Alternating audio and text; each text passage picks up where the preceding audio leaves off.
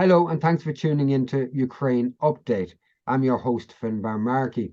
Every week I'm joined by John Moran, former head of the foreign desk for the Irish Press, and we look at the developments in Ukraine and between the NATO, Ukraine-Russia war, and we also look at some other global events that are happening around the world as well. Thanks for joining us this week again, John. My pleasure, Finbar. It's been a busy week. We didn't get a show out last week. Some technical difficulties arose. In between, there's been a lot happening. What have you got for us this week? The main report this week is the eventual start of the NATO-backed Ukrainian offensive, which has begun probing Russian defenses all along the front lines, pumped up with the recently donated German Leopard tanks and American Bradley fighting vehicles, plus additional reserve regiments fully trained in their use. Linked to the offensive were two separate actions by the Ukrainian forces, both of which can be seen as distractions away from the images of severe Ukrainian losses on the front, where matters had not been going according to plan for the Ukrainian offensive during the first week.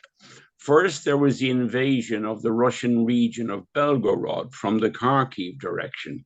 Second, the destruction of the Kajovka Dam on the Kakhovka Reservoir in Kherson province, which flooded large areas of the front, especially around the dam itself and further south in Kherson towards the mouth of the Dnieper River.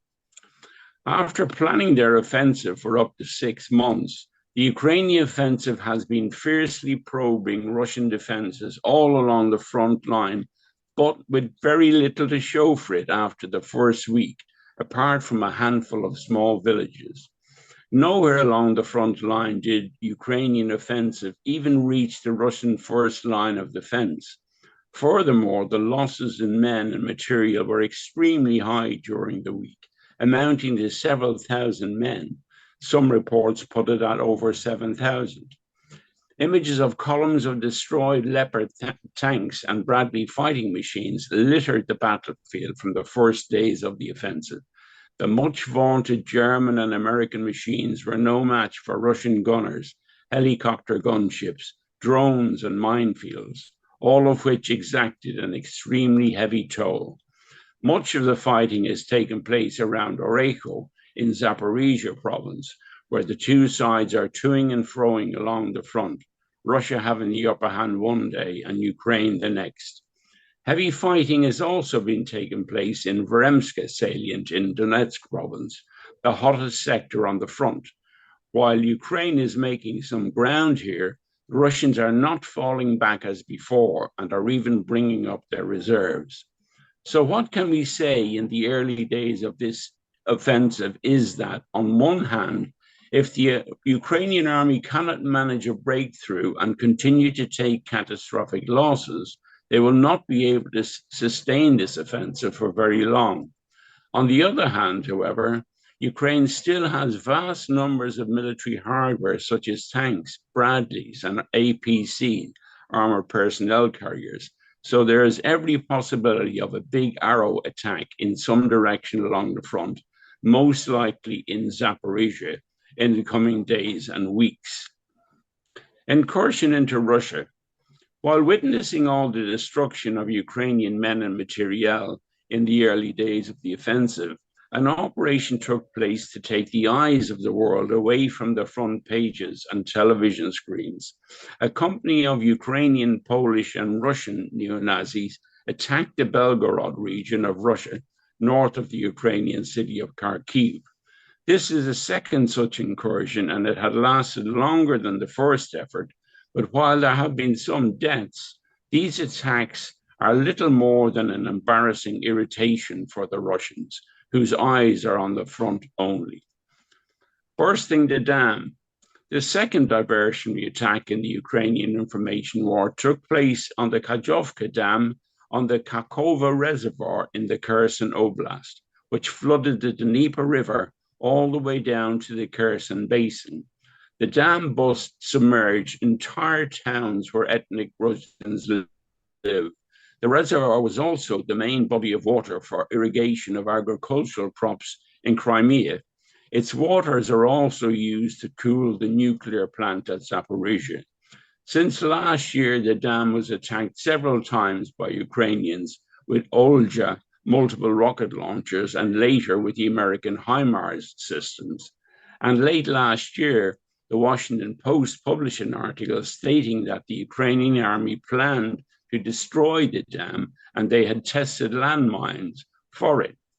The idea behind this dam attack was to blame Russia for the resultant destruction and for the deaths of civilians, so Western countries could contribute more money and materiel to Ukraine. Indeed, Russia had evacuated the Kherson region up to the left bank of the Dnieper months ago because they believed they would have been vulnerable to flooding due to attacks by Ukraine on the Kajovka Dam. The attack also imposes huge financial costs on Russia, which will have to rebuild the dam. So far, 17 civilians are reported to have died due to the dam burst. As Ukraine takes setbacks on the battlefield, more of these information warfare operations will no doubt again appear. Painting Russia as a monster and Ukraine as the innocent victim is seen as vital to keeping the money and materiel flowing into Kiev. Meanwhile, the US is set to approve the supply of depleted uranium tank rounds for Ukraine, according to the Wall Street Journal. That's a great overview, John. A lot happening. This counteroffensive, I've seen figures of between 7,000 to 10,000 Ukrainian dead so far, 7,000 in two particular bridgeheads, as they call them. The losses are significant, at least 120 tanks in the last 10 days, it would appear. That's a lot of tanks gone, especially when I've read reports before that they got 300 tanks. That's what they had for this counteroffensive. So that's moving on towards half of those tanks gone. Is there any hope for the counteroffensive, do you think? Oh, there is. Don't be fooled by what appears to be early setbacks. They have huge volume of military material they can use. And the thinking is, from military analysts, is that they will manage a major strike, what they call a big arrow attack, when they get all these machines, hundreds of them together, and head for one particular section to brush aside defenses. That is still very much on the agenda. But after 10 days, most of the offensive hasn't even reached the first Russian lines. And it would appear there's this toing and froing where the Russians, who are in the grey zone beyond the first fortifications that the Ukrainians would meet, they just fall back automatically, almost like they are bait to the Ukrainians. The Ukrainians come in, they take a village or two, they're pounded in the process, they lose so much personnel, they're forced to pull back. It's over and back constantly with minimal losses, it appears, from the Russians. It's just a continuation of, to use a phrase that's going around, of the meat grinder, isn't it? But rather than being in a city setting like Bakhmut or Artemovsk, as it's called now, it's under Russian control. But other than like Artemovsk, this is out in open fields where they can use the artillery to far greater effect. I've seen the lines of fortifications on maps, and they're very, very significant. It would take, like, if they had 300 tanks and they've used up 120 already, I'm not sure how realistic it is that they could get through all those lines of fortifications and to retain enough of an army to get to the other side and to their objective, which allegedly is Crimea. Well, the tanks that they have a lot of different types of tanks. They have a small amount of maybe the Leopard class, but that's still over 100, and they haven't lost. They maybe have lost at the most 20, so they still have a lot even there. But they've an awful lot of other tanks and other military machines, like the Bradley fighting machines, and they have any amount of them. And they'll be getting more as long as they lose them. So there is a significant fight left in Ukraine, and anyone who thinks that they're gone right now, I think, is mistaken.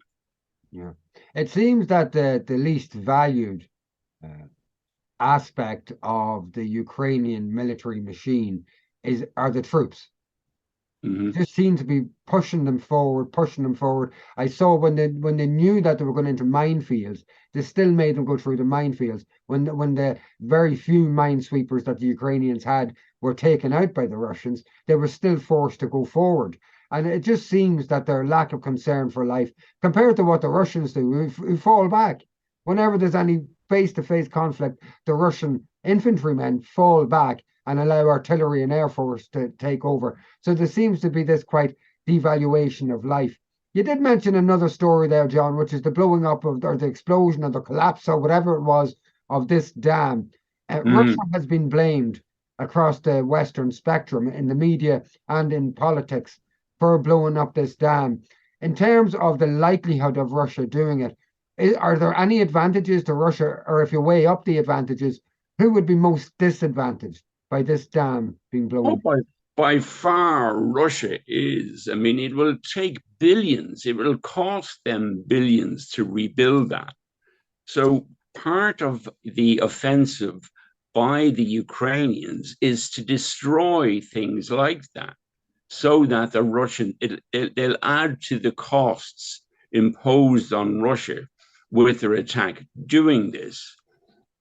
I was told as well that the Ukrainians, through their input in the management of that dam post-collapse, and remember the entire dam didn't collapse, but a significant gateway did, that they actually kept the floodgates open completely, that they tried to ensure that maximum damage was done to the area in forward position of the dam itself. I've seen reports coming out like that. I'm not sure. Have you seen those reports, and how valid can we take them?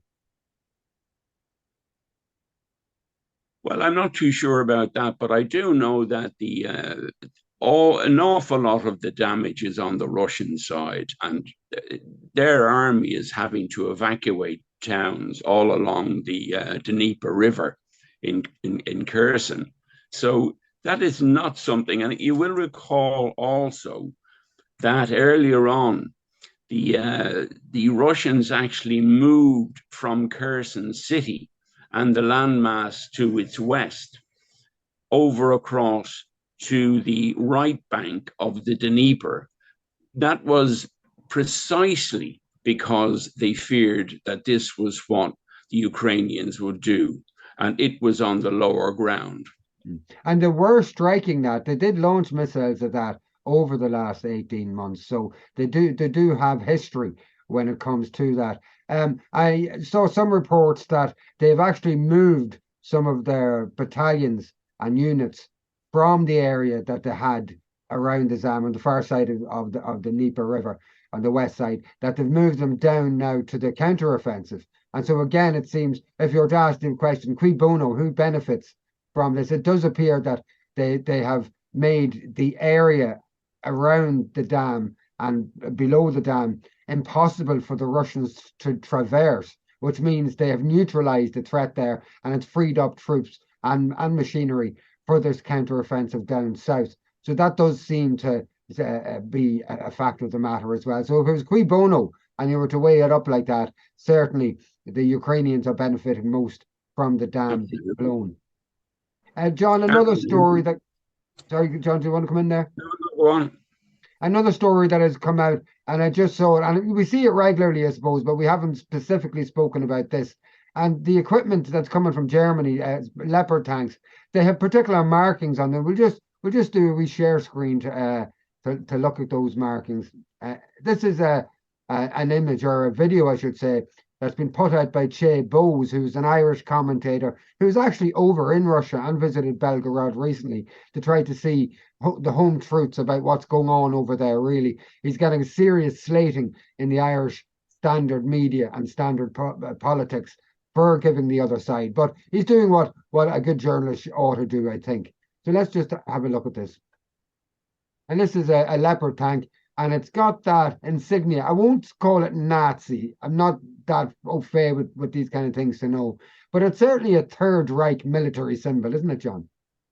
Yeah, well, that is a Nazi insignia. That's what they had on the side of all their tanks. If you were to take a tank from 1943 and it would have that marking on it, a Nazi tank from 1943 would have that precise marking on it. And it is revered by the Ukrainians, that particular sign. Yeah, yeah. And the fact that this is new equipment that has come onto the battlefield this early summer. And we Well, were told. it should be said, of course, that the Germans still use that symbol. Right, yeah, yeah. So that's what I was really wondering, you know. But we've been told that every effort is made to remove the far right insignia that is on so much Ukrainian equipment and on so many Ukrainian soldiers. And yet these videos are still coming out. And it must infuriate not just Russians, but anybody who recalls what happened in World War II and the fact that German tanks once more with these insignias on them are going up against Russian equipment. It's insane, isn't it?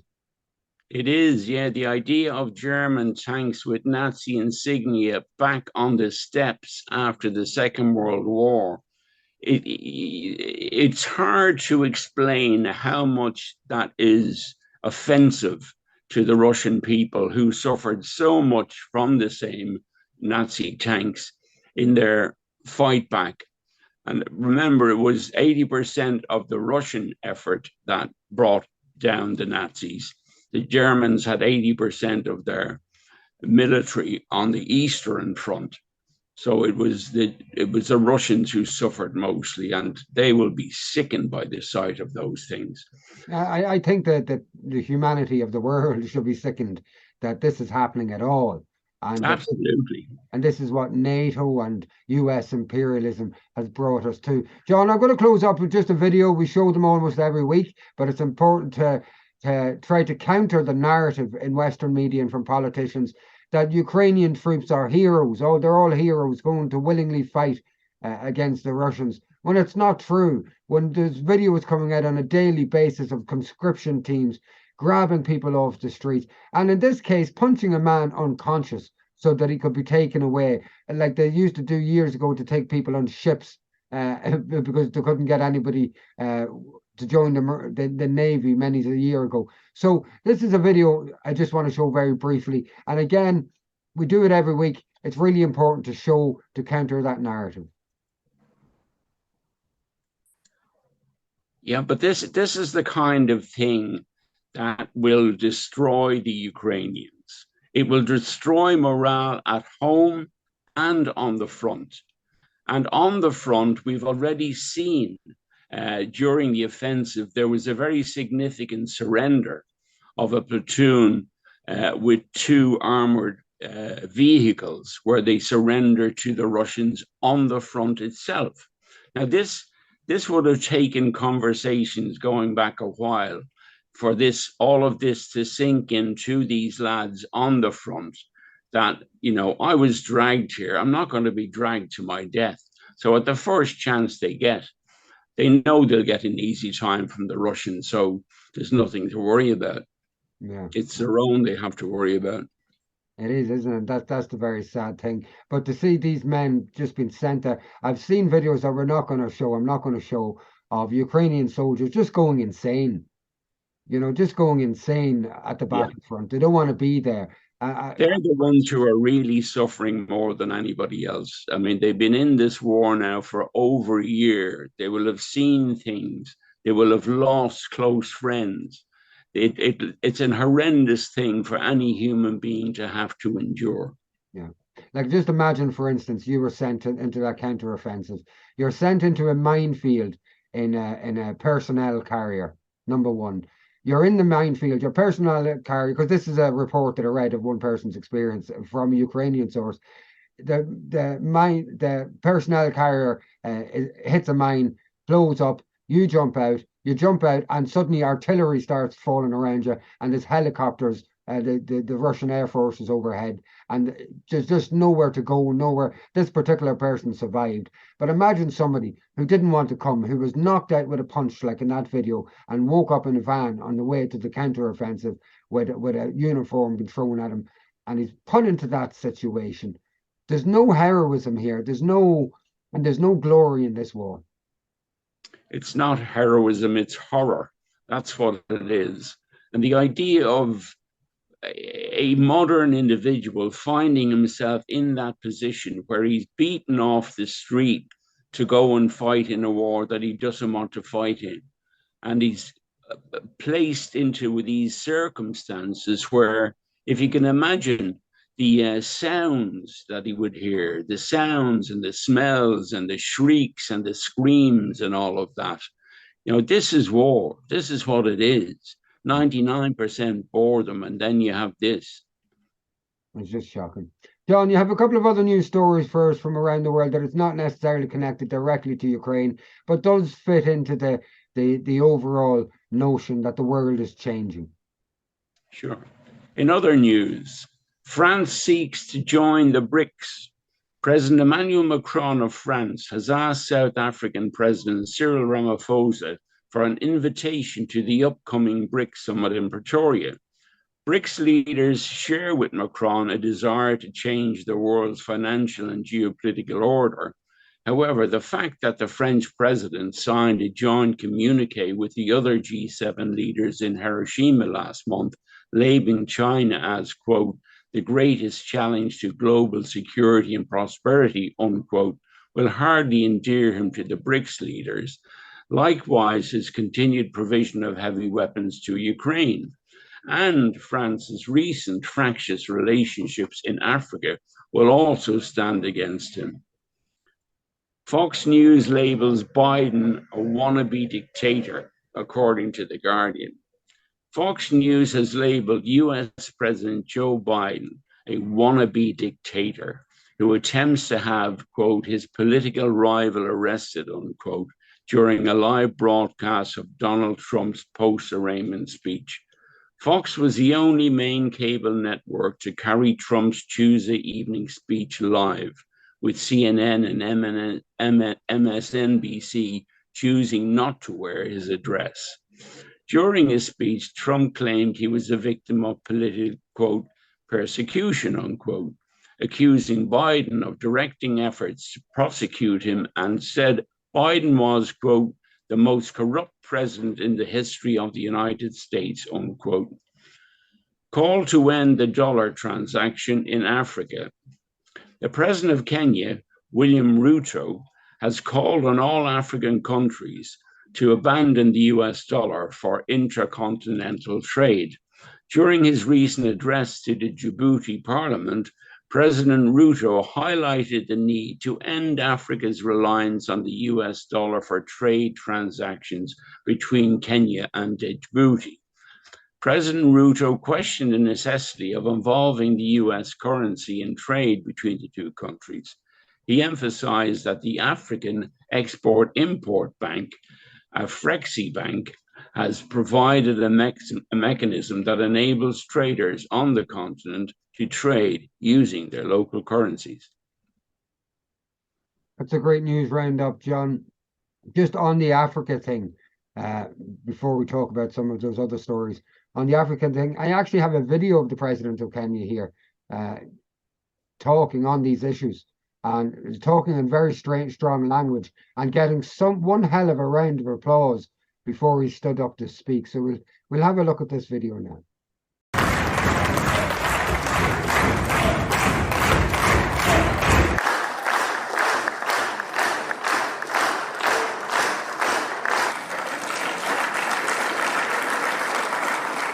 Traders from Djibouti selling to Kenya, or traders from Kenya selling to Djibouti, have to look for US dollars.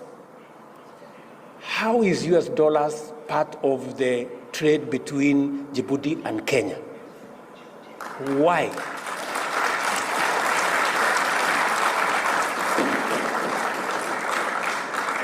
And we are saying that today, Afri-Exim Bank have given us a mechanism where traders in our continent can trade in their goods and services, and the Africa Exim Bank will settle payments in local currency.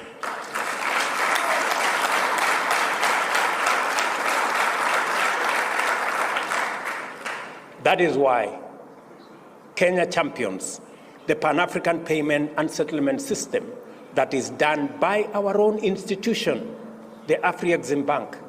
Why, members? Why is it necessary for us to buy things from Djibouti and pay in dollars? Why? There is no reason.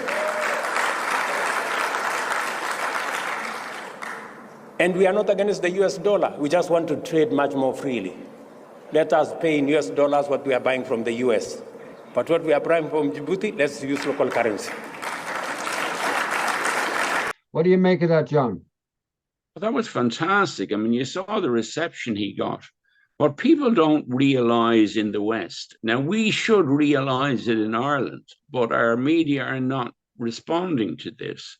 What we're seeing is the colonized countries of the world, the ones who have been colonized, have seen this move by other countries other than white European and American countries who were their former colonizers.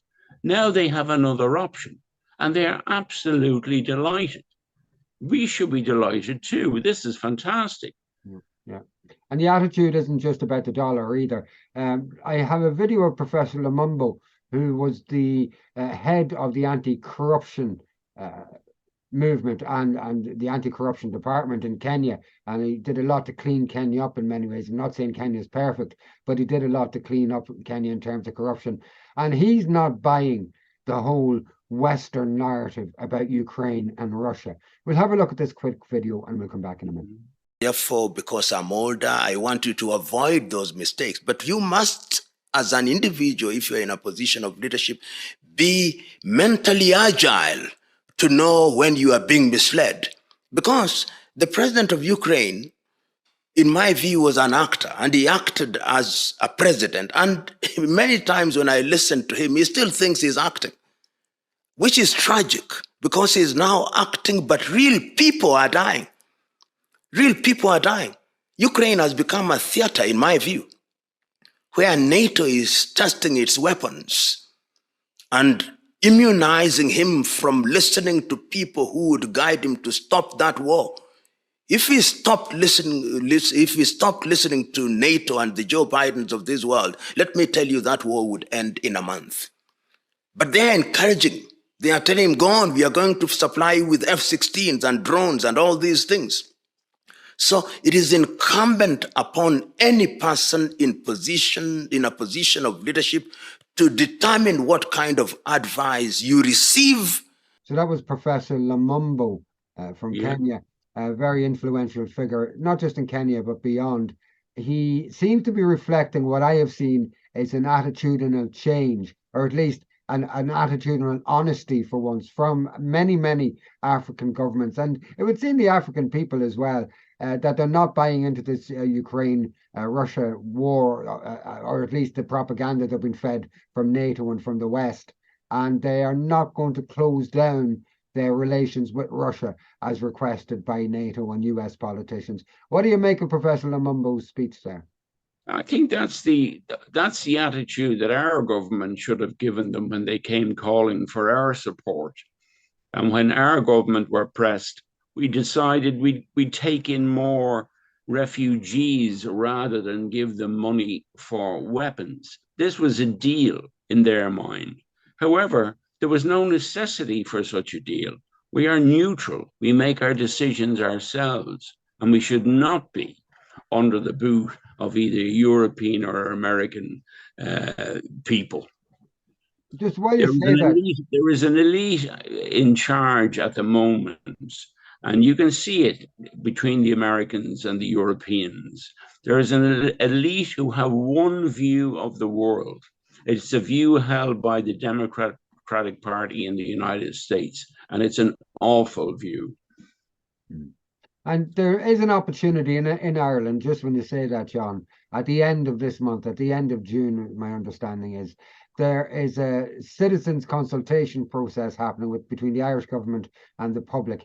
It appears to me to be something they've been really pushing for Ireland to abandon neutrality and to get deeper involved in military alliances such as NATO, such as PESCO in Europe and things like that. The Irish people are having none of it. And there has been a massive marketing campaign to try to convince us otherwise. There is this consultation process that the government have pulled out of the magician's hat. it's not a referendum. They'd be scared of a referendum when it comes to this subject. So they're having this consultation process instead. And it's happening in Galway, Cork, and Dublin at the end of this month and possibly going into the first week of July. It's an opportunity for you, if you're in Ireland, to go and to contribute your voice, and even to maybe have a demo outside afterwards, even, or whatever needs be. But this is an opportunity for us to actually go and give our voice, because they don't want anybody going to these things, no doubt, that have an alternative to their viewpoint. And so it's not been advertised, it's not really been promoted. Find out where it is. I just don't have the details now. I'm just saying it because John mentioned the Irish context. And this is an opportunity to save Irish neutrality and to not get us involved in international wars for which really are for the benefit of the US economy and hegemony. John, I just have another story here, a couple of stories to go through, but one that I think it's amusing as much as anything else, and it relates to the Guardian newspaper, and a story by George Monbiot, in which, again, it's about the climate, which we've never spoken about climate change before, but it's a headline that's, at the minimum, appears confusing, but does deserve some discussion afterwards. We'll just have a look at this headline. Hot weather in June, normally one of the 12 coldest months of the year, further proof that the climate emergency is real, by George Monbiot. And yet climate deniers, far-right big oil shills, claim hot weather in June is perfectly natural. Delusional or what? And John, this is not satire. No. Just when you see this, what do you think? Well, what I think is that, a lot of the media now have lost interest in the truth in general, especially related to the Ukraine war. And this has transferred now into other reports, such as this, which is complete and utter tosh. And you're presenting this for people as if it's sensible news coverage. It's not at all. The headline is not factually incorrect, and that's the funny thing about this. It can't be accused of being lying in the headline, because the June would be one of the 12 coldest months, because there's only 12 months in the year, So it's not factually incorrect. But if you look what he does below, then this ad hominem attack on anybody who would question the absurdity of the headline, and he says that they're far right big oil shills. And he's joining it all together. You're saying you're far right. That's the label you throw at people these days if you don't want to listen to them. And also they're saying they're big oil shills. They're abject capitalists, But there is a growing, and we won't get into it too much, but there is a growing body of both scientists, activists, and evidence that the models used for climate change in the past are not turning out to be what we were told. Those areas should be underwater now, we were told, with climate change. So, but this guy Monbiot, I'm sure if you said that in public, he'd say you're a far-right big oil shill. Do you have any opinion on this in general, or are you happy to move on? Well, I would always be very wary of anyone who wanted to cut off one side of the discussion, as in the Ukraine business, which they have successfully done, the media. And in particular, the Guardian, which has simply lost all credibility on the Ukraine war, and indeed on other things, such as this. Guardian readers, for quite a long time, are of the opinion that they were probably the most informed of news enthusiasts on the go. But now it's as bad, if not worse, than the worst, if you know what I mean. They just print any old tripe, and that's a perfect example of it. John, we'll move on to two more very quick stories, then we'll finish up for this evening. Former NATO chief Rasmussen, he gave a speech. He's a former NATO chief, but he still has a lot of impact in the area of NATO, and he gave a talk in which he suggested that we should arm Ukraine continuously and for whatever they want into the near, medium, and long-term future, and that we should move on to other targets then. We'll have a quick look at this video. We should sustain joint training and exercises under EU flag and NATO flag, also on Ukrainian soil. We're speaking about billions of dollars or euros, but we're already doing that. I mean, this is a codification of what we're already doing. But extending the timeline for a very long period. Yes, but we are already stating that we are in this for as long as it takes. Ultimately, the only security guarantee, I would say the ultimate security guarantee would be for Ukraine to join NATO and be covered by Article 5. Polling has shown that in some parts of the world, notably the US and Europe, support for Ukraine's cause has been softening just a little bit. Does this concern you as you look to try and get these massive commitments of dollars? It is a matter of concern, obviously, and an argument why we should put a quick end to this conflict. And the way we can put a quick end to the conflict is to deliver all the weapons the Ukrainians need. As I said, longer range missiles, heavy battle tanks, fighter jets. I have read references to the US guarantees that it gives Israel for its security. Is that very much like what we're talking about here with Kyiv? Yes, it is. Obviously, there are differences between Ukraine and Israel, but basically we have modeled the Kyiv Security Pact over the security arrangement between the US and Israel. We should not just repeat the language we decided already back in 2008 that Ukraine will become a member of NATO. We decided that back in 2008. It isn't sufficient just to repeat that. We should do something more. And I think NATO should decide to say, okay, we outline a roadmap towards Ukrainian membership of NATO. Step 2, in the run-up to the NATO summit in Vilnius, some countries led by the US should sign a document giving security guarantees to Ukraine until Ukraine can join NATO. We will need some time to figure out exactly how could Article 5 cover a country that is maybe still at war. How do you think Russia's going to react to this? I don't care. So just to sum up here, tell us why it's so important, in your view, to formalize this in this security compact. The security compact is important to, so to speak, fix the Russia problem. We need a strong and stable Ukraine to ensure more permanent peace and stability on the European continent. And by that, we will free up resources to address the real long-term global channels, namely China. John, there's a lot to unpack in that, but I think it was worthwhile listening to you. It was. What do you take from that? It's beyond belief. You know, he's acting in concert with NATO. I've no doubt about that.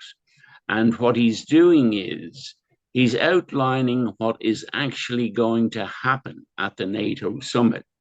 Just before it, the United States and Poland and the Baltic states and maybe one or two others will join together because they're the ones who hate Russia the most. And they will become involved in this war. And if they do, we're very much closer to the world war we all feared that we'd end up in. That's what Rasmussen is offering the world. And there's a few things really stand out. There's an admission that there was an agreement that Ukraine was going to join NATO in 2008, even though it was implicit, I suppose, within the Minsk agreements that wouldn't happen, that there wouldn't be any military development in Ukraine. And that was a part of the Minsk agreement.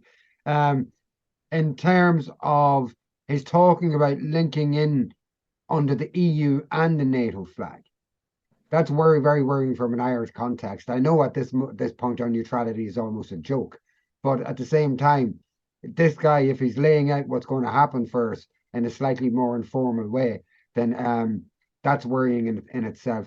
the security guarantees to a country that is at war already before membership just basically means you're going to get involved in the war, because that country is going to do everything to claim that the other side broke whatever agree or reached the bar for intervention on the part of your NATO partners. The whole thing is scary biscuit. But that final statement about China. Yeah, that was extraordinary, but not satisfied with wrecking Europe already. He wants another one, another war, which would be a horrendous war. And the world would never be the same again after it. We need to get these people off the stage. They're losing the run of themselves. They belong to the ancien regime. And we've had about enough of them, I think, at this stage. And it's happening in Europe already. In Germany, the feeling is that there has been an elite who have been running the show for quite a time, and they've made a mess of it. The Germans have realized recently that very soon they'll be in a national minority because they've taken in so many refugees. And this has come as a major shock to them. So there's a lot of things that are going to change, I think, in Europe when this thing settles. I think there's going to be civil unrest in Europe. I think that's probably what's going to happen. One thing that I noticed, just on an aside about Rasmussen, is his real similarity to the current head of NATO, an Austrian guy. I can't remember his name, von Klappentrappen or something. But Right. they actually look so similar. Rasmussen looks a little bit older than the current head. And these guys are cardboard cutouts, are they? They were sent Well, out like puppets. well, what they sound to me like, all you would need to do to get a feel for them is to put a Nazi uniform on them. They clipped delivery, and their attitude, their cold attitude towards war and loss and death is beyond belief. John, our last story might strike fear into the hearts of the likes of myself and yourself. It seems the UN is now going to tackle misinformation, and they're working on policies and plans to do that. I've got a video of the head of the UN at the moment, Guterres, and he's just talking about that very task that they're setting themselves. We'll have a look at this video. We'll come back in a wee second. Digital platforms are being misused to subvert science and spread disinformation and hate to billions of people. This clear and present global threat demands clear and coordinated global action. Our policy brief on information integrity on digital platforms puts forward a framework for a concerned international response. What do you make? There's not much detail there, John, but when you see institutions like the UN taking on misinformation, I think it's another white organization, white-led organization that has now been wangled in to give their tuppence halfpenny worth to lend some credence to this nonsense that they're talking about. Yeah. And but my concern again, so we have the WHO pandemic treaty, which again it facilitates WHO, if they believe there's a pandemic, from directing world governments on lockdowns and things like that. But there is a video of Mary Chan, who I showed in a program last week, if you want to go and have a look at that. And she was the former head of the World Health Organization. And she just made the point that 70% of the funding for the World Health Organization comes from private individuals and agencies that she goes round with a cap in hand to beg from, and that they determine the interests and the activities that money is used for. If you look at the UN, other organizations as well, it's all about the money, isn't it? Well, Bill Gates runs the WHO. He pays a fortune into that. Yeah. And he did so despite having an interest in different remedies for the COVID outbreak. Yeah. And then, so they have it all sewn up. So there's this corporate capture of the institutions that we were raised to trust and to believe in. And so when the UN starts addressing the misinformation problem, I am concerned about that. A couple of weeks ago, we covered the BBC doing the same with their misinformation campaign. I think the BBC currently are one of the biggest creators and distributors and disseminators of misinformation in certain areas, not maybe through programs like Country File, but certainly when they cover issues like the Mideast, when they cover Ukraine and Russia, certainly I've seen directly with my own eyes and ears and heard misinformation coming from the BBC. John, anything to look out for over the next week or two? Well, I think that process that the government is starting about on the issue of neutrality is something that we should watch very closely. I think you might find that there will be a couple of English accents around, and that would disturb me. Okay. Well, I'll tell you what we'll do, John. We'll get the details of that for next week's show so we can inform viewers and so that they can participate in this and witness it. Because I wouldn't be surprised if even if roomfuls of people come out and said they were against abandoning our neutrality, that the end report conclusion would be that people were in favour in some way. They'd manipulate, a bit like that headline that we looked at a few minutes ago from The Guardian. Yes. You know, John, that's all for this week. And folks, that's all for this week. Thanks for tuning in. Like, share, subscribe where you can. We're battling the algorithms to get some balanced news out to you. And we would appreciate a share and a like and a subscribe. We don't ask you for any money. Thanks for joining us again this week, John. Thanks, Finbar.